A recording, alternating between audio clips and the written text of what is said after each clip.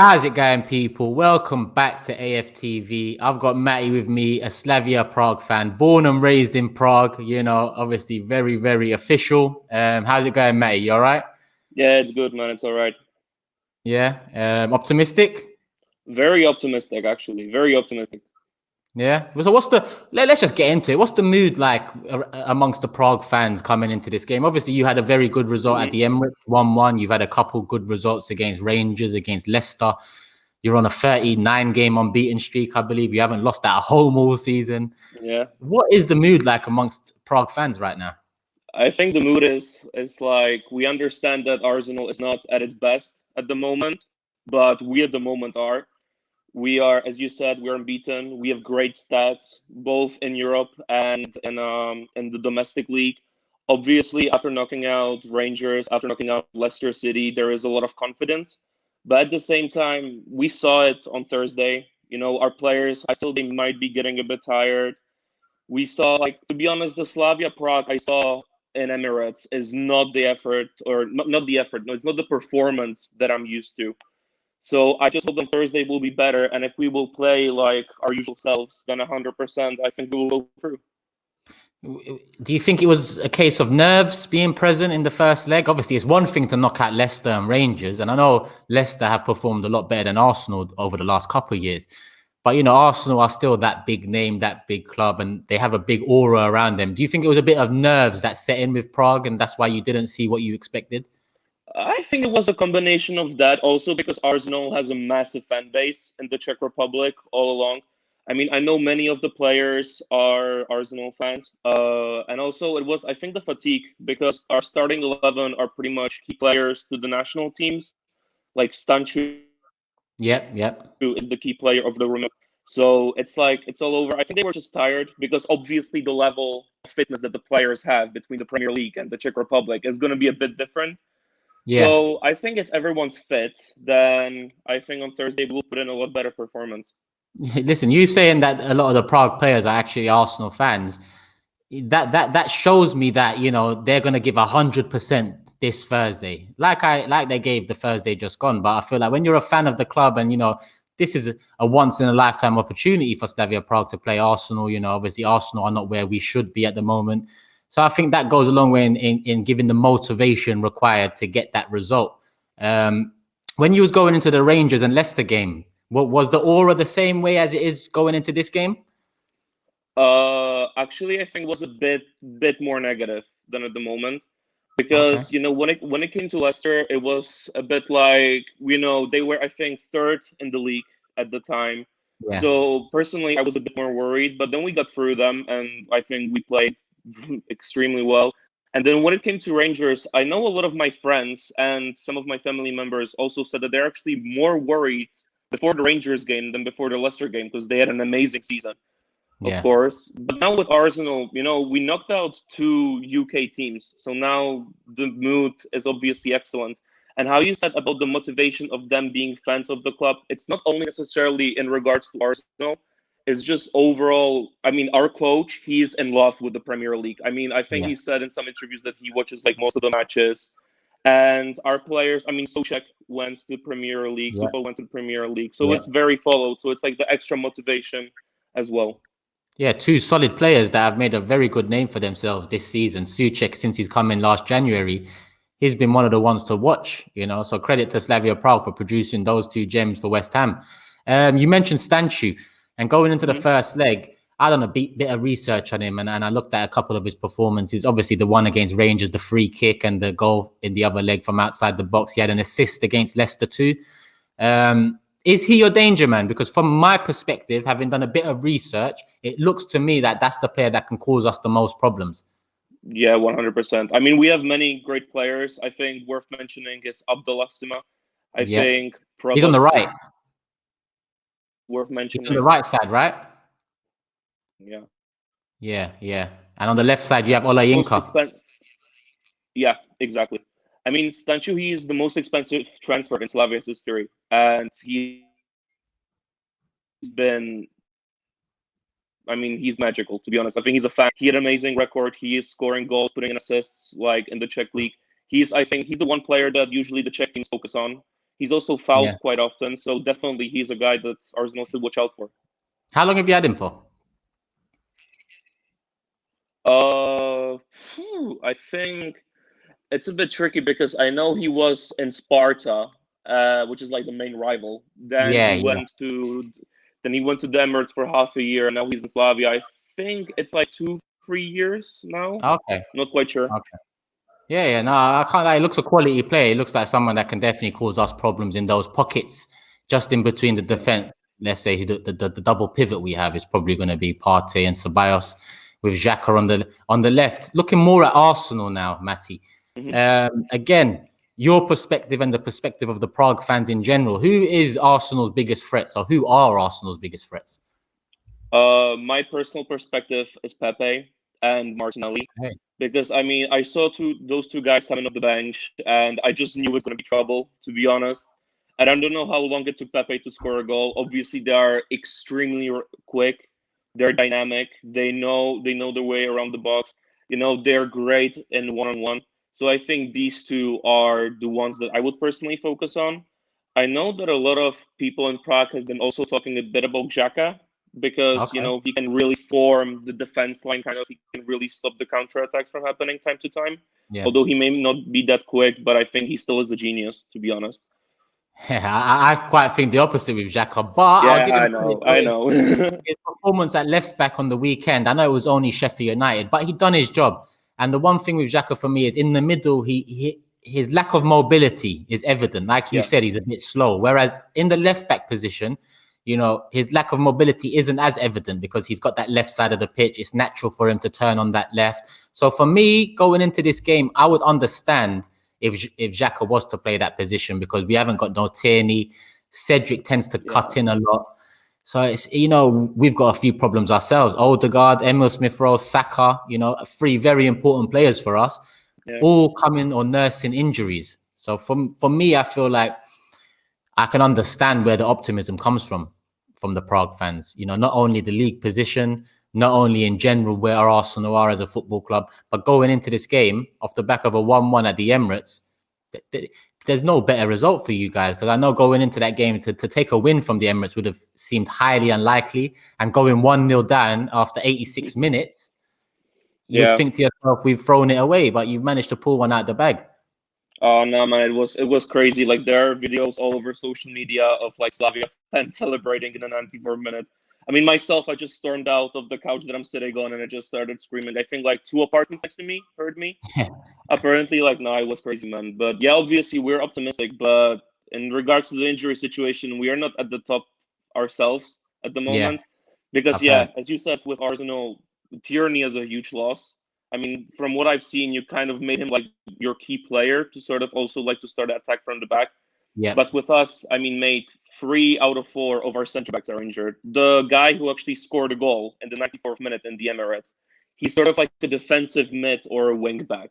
He's not really a center back, really. And he put in a great performance. So it really depends how our players will be fit as well. And how much actually, I don't know how your players are getting healthier now, because I'm not really following, to be honest.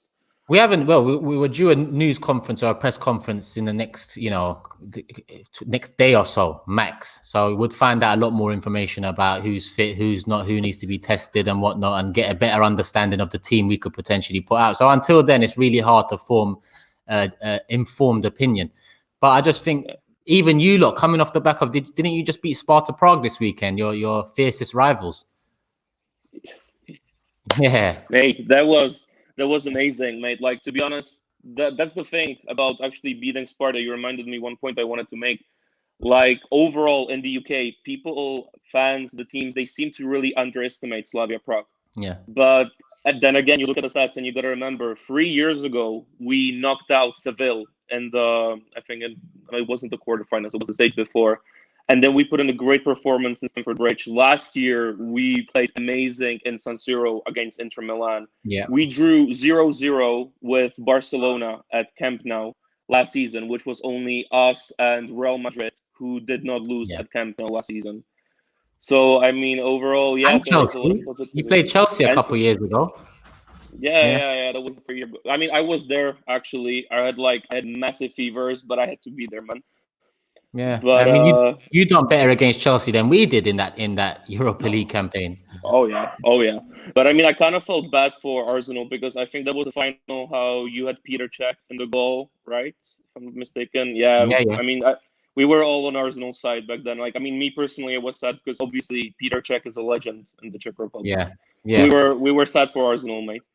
Yeah, the problem is, I get he's a legend for you lot, but he's also a legend for the blue side of London, and Yeah, I think, yeah, that's part of the problem at Arsenal. Some of the things we do behind the scenes, they've led to where we are now, being pessimistic about a tie against Prague. Because with all due respect, Arsenal should be looking at this game in an ideal season as a blessing in disguise. yeah, In the quarterfinals of the Europa League, there's a few teams in there that I'd look at, maybe Granada, Slavia Prague, and say, give us one of those. yeah, But look at the way we handled the first leg. We put the pressure on ourselves. You come away from half time, because that's what I class the first leg as, half time.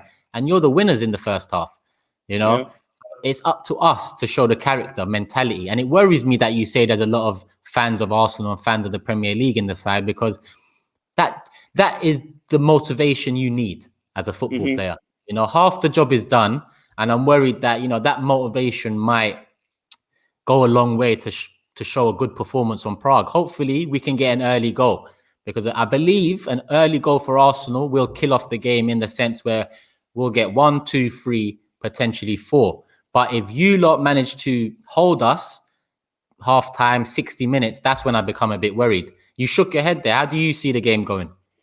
Bro, I just there's again this sort of like underestimating of us. Leicester City and Arsenal done the same thing, because there is overall a perception of like, all right, like we'll play a game with them, and at one point we're gonna score, and then we're just gonna go back home celebrating going through.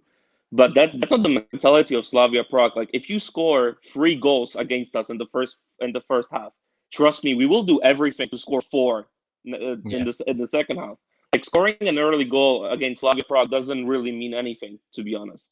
Like, as much as it may calm Arsenal fans down, to be honest, I know that we that doesn't matter. We have the mentality of like, it doesn't matter if we will concede a goal, we will still play aggressive, we will still push forward. So right now, Europa League is our main focus. We will put everything in the game, no matter who scores first.